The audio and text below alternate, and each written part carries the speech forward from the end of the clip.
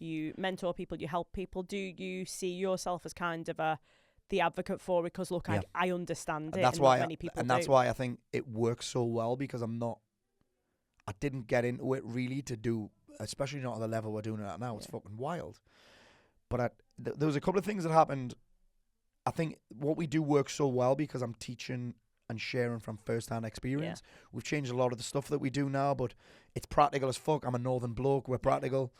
But I got into it because a guy that I was working with, Garrett from Wake Up Warrior back in the time, I remember we did this event, and he was like, Paul, you need to be coaching men. You're born to do this. And I didn't believe any of that. So this wasn't your idea? It was actually... No, because I had successful businesses then anyway. I had Lean Greens at the time. I had the marketing muscle stuff back then. I didn't need to do it. Yeah. And then I suppose the second point where I was really like, this is for me. So the first thing I did was I did that Wake Up Warrior thing, and then I was like, I'm going to put this little thing together. Anyone can come and do it. Let's do it. It was a bit of the stuff that I learned from there. And then I suppose really when I was like, I must do this, was when people started coming towards me without me doing loads of marketing. But people also had seen my transformation. Yeah. People had seen that video was a big turnaround. Coming to you being the real you. Yes. Coming to me being the real me, and coming to me as I'd gone through this turnaround. Yeah. People are like, well, what's he doing? You become a magnet for them. Yeah, what's he? He's still doing that weird meditation shit. Yes, I am. Paul, you feel different. I think my voice is probably even different. Like, people like, Paul, you're different. I'm like, do you know when normally you take that as an, oh, you've changed? You've changed. Like, yes, I have. I'm like, thanks for fucking noticing. I've been trying really hard. It's cost me a fortune and a lot of stress to get here. I'm just glad you paid me some attention and know that I've changed. My speaking coach, Michael, hates it when I say this, but I did kind of stumble into it. Yeah. And a part of me didn't want to do it, actually. Do you think it was that you didn't stumble into it? You went into it intentionally, but not really understanding what it was, what it was going to look like, how big it was going to be. And I remember I actually went back to Laguna Beach, California, a couple of years after me and Mark went. Actually, they invited me out.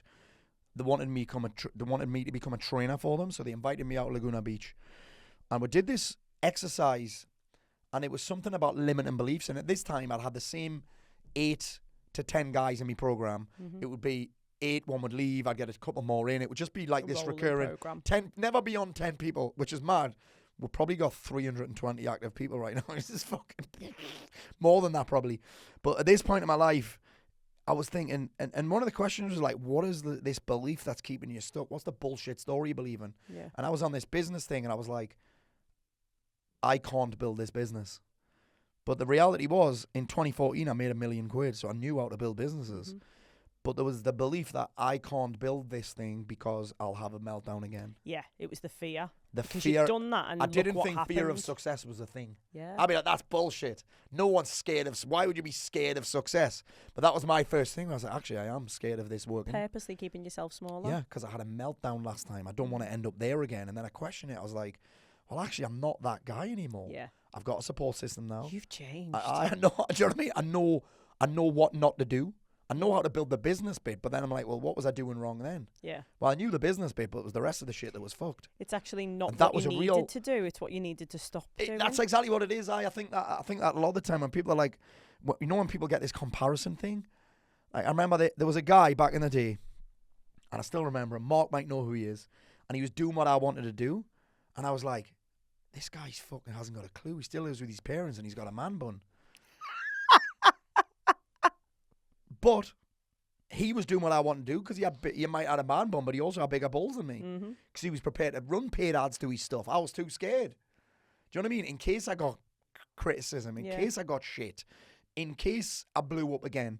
So actually, I remember seeing one of his videos one day and I was like, fuck this. What's he doing that I'm not? Exactly that, yeah. So stop comparing myself, and I was like, instead of, oh, why not me? Why am I not doing it? What is he doing that I'm not? Or what am I doing that he's not? Yeah. And I say that to the guys all the time in program, like, well, you're comparing, what's he doing that you're not then? Well, he's doing this, he's doing that. People, the guys are trying to get into speaking right now. Well, how are you doing this, Paul? I'm like, well, I'm going to the event that I'm not booked to speak on. And I'm paying for a ticket and I'm going to meet the organizer. Yep. That's the only reason I'm going.